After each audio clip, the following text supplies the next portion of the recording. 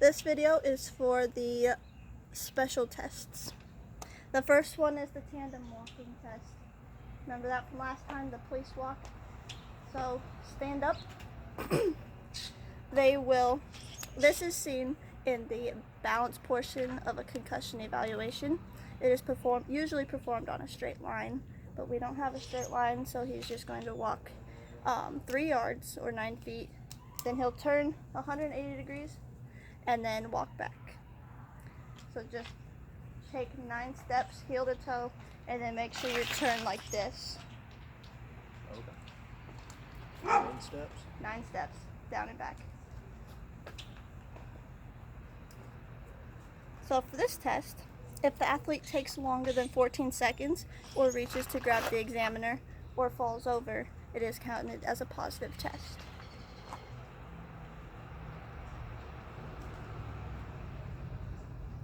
Good. Next is the BEST test, or the balance error scoring system. That's what we're using the dog bed for. So this is also seen in the balance portion of a concussion evaluation. There's 6 steps to it. So the first 3, stand. Yeah, you're fine there. Okay, so it's a double leg stance, so you'll stand with your hands on your hips and your eyes closed, and then you'll hold it for 20 seconds and make sure your feet are together.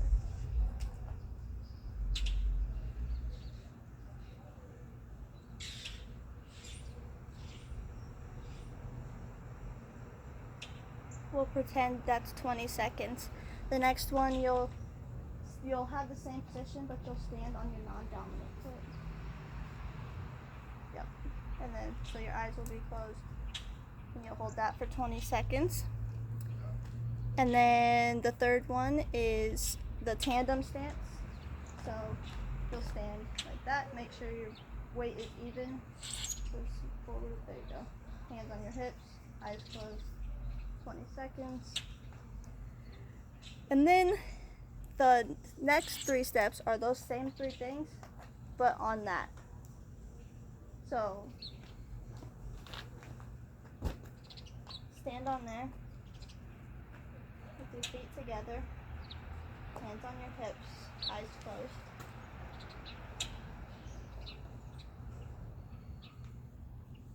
Now switch to your non-dominant foot.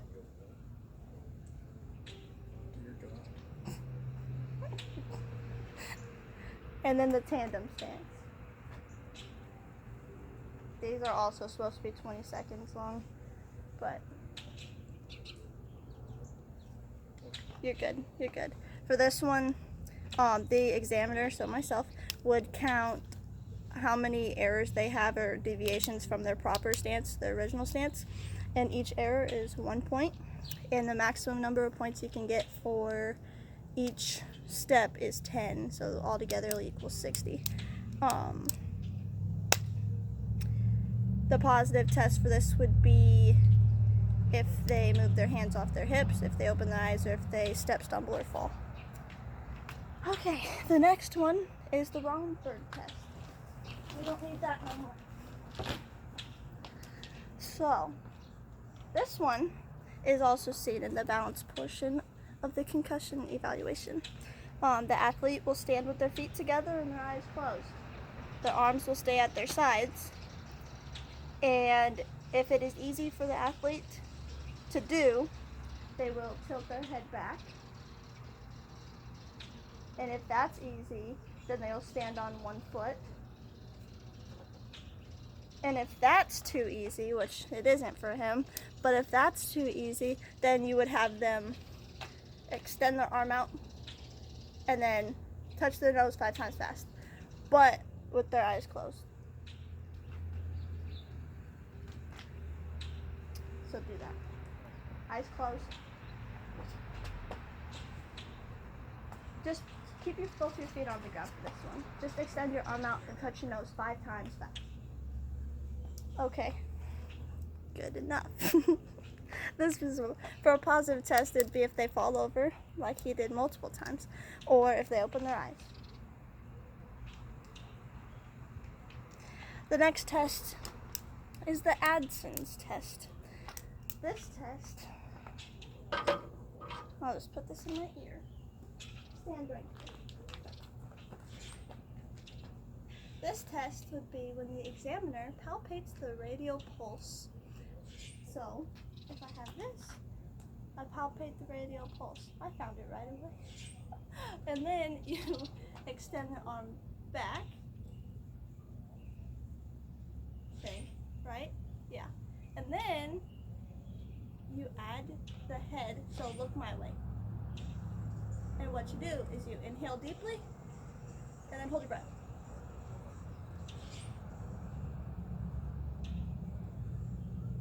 Okay, good. That is basically, so Adson, the way I remember it, is you add the head to the side.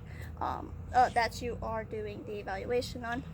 You're looking for a disappearing pulse, and you usually compare it bilaterally. Yeah. The next test is the Allen test, which is kind of the same thing, but instead, so I have the radial pulse, I go up here with it, and you look the opposite way. And you don't have to hold your breath or anything. I'm so short. But you're good. So you exclude your face to the other side of your body. The radial pulse disappears, or neurological systems will be reproduced. The next test is the military brace test. It is where you stand straight up with your shoulders back, and this goes 30 degrees behind you. I am palpating your radial pulse, and I am stabilizing your back in the middle of your shoulder blades, and you hyper extend your neck back.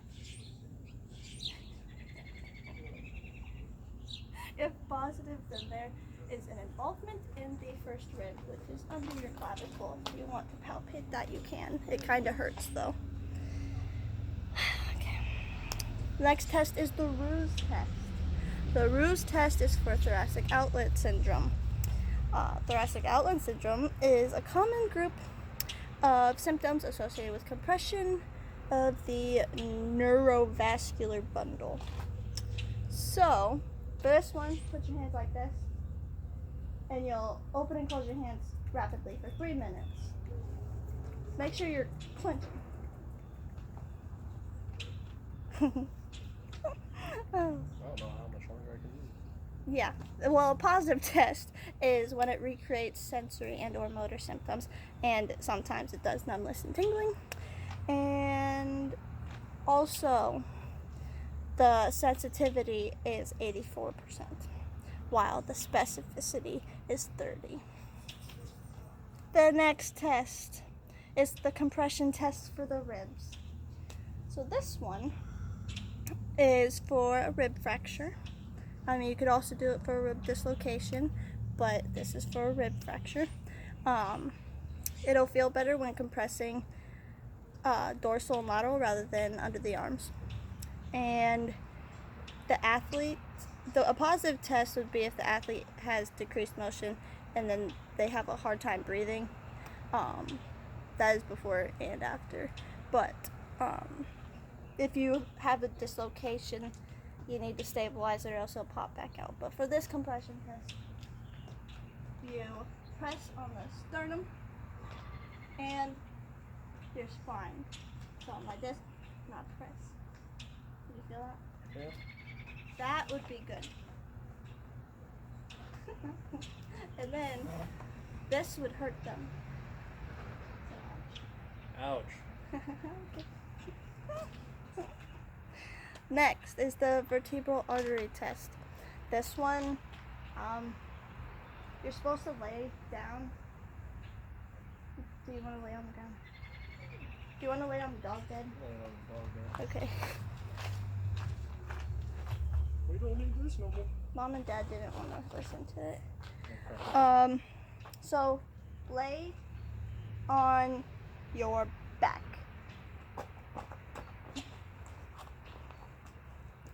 So for this test, the patient will lay supine on a table, but we don't have a table, so he's gonna lay on a dog bed with his head off the edge, and it'll be like hyperextended. This, if it's a positive test, would cause dizziness, confusion, or nystagmus, which is shaking of the eyes. While doing this, you can rotate the head left and right, while also pulling it towards you and allowing the space in the vertebral column. You want to watch the eyes just in case they start to shake. So this, you grab back here, and then you pull. Pull it. Do you feel that? Yeah. And then you can go to the right, my right, your left. No, our right, and then to the left.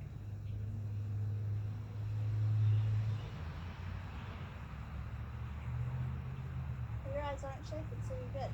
But do not get up right away. You don't want to have them get up right away because they might fall over and pass out. And we don't want that.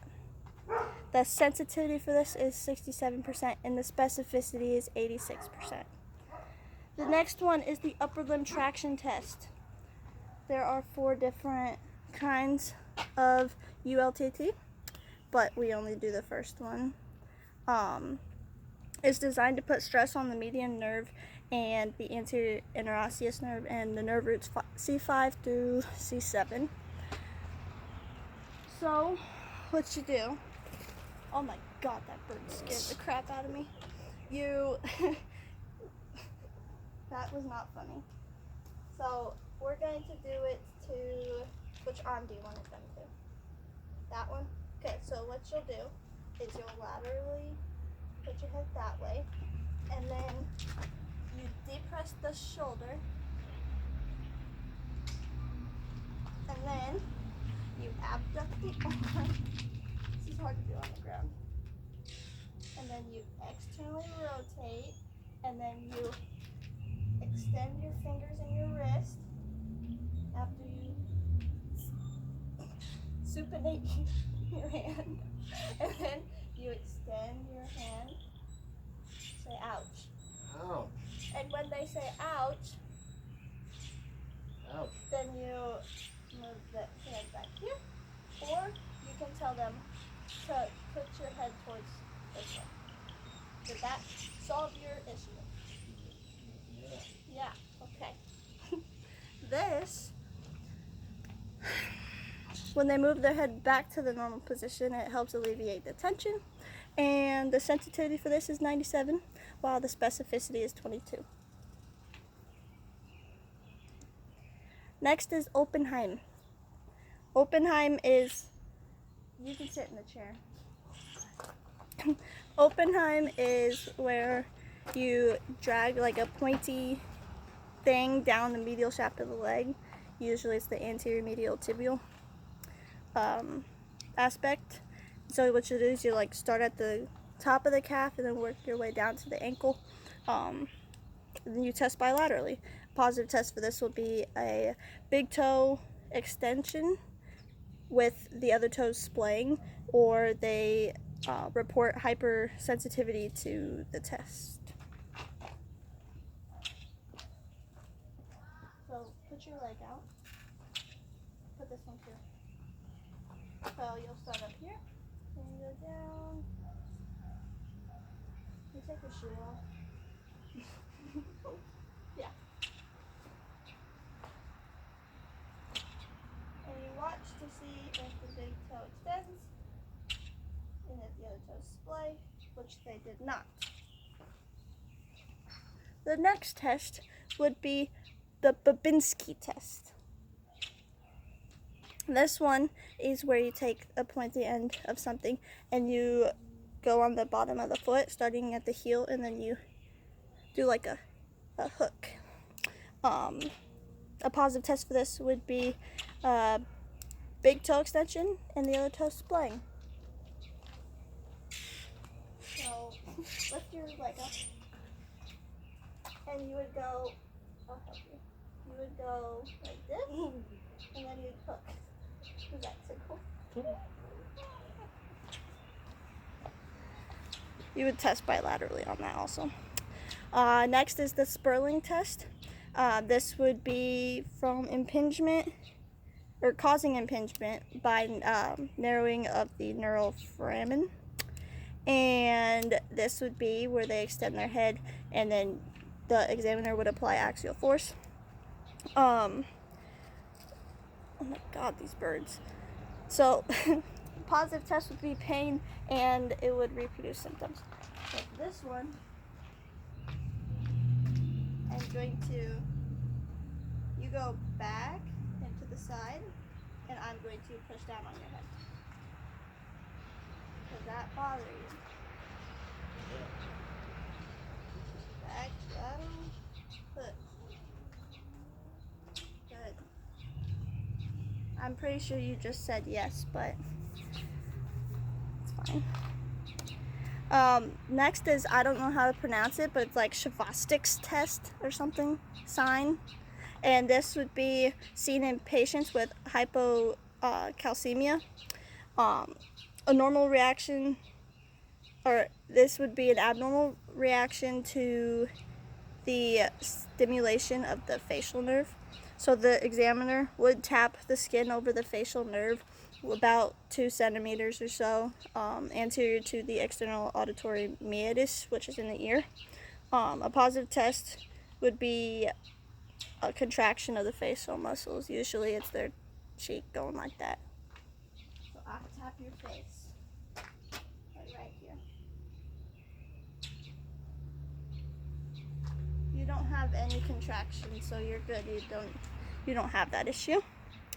Next are the cranial nerves, like we did last time.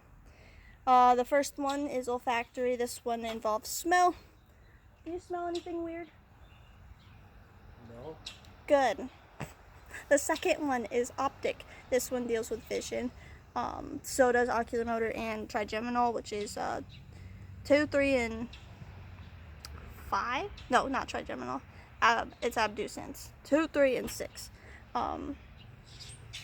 The second one, optic, deals with like how many fingers am I holding up, or looking at a sign far away and telling him what you read. How many fingers am I holding up? 2. Okay, good. Ocular motor would be, are the pupils reacting the same? So I have my handy dandy light for. Look forward.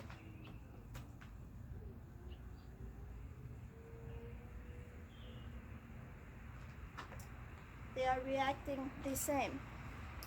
The other one is abducens. That one is lateral eye movement. Touch my finger. You can also go up and down. That's not for abducens. Trigeminal is mastication muscles. That's 5. I know I think I skipped trochlear, but I basically just said it there.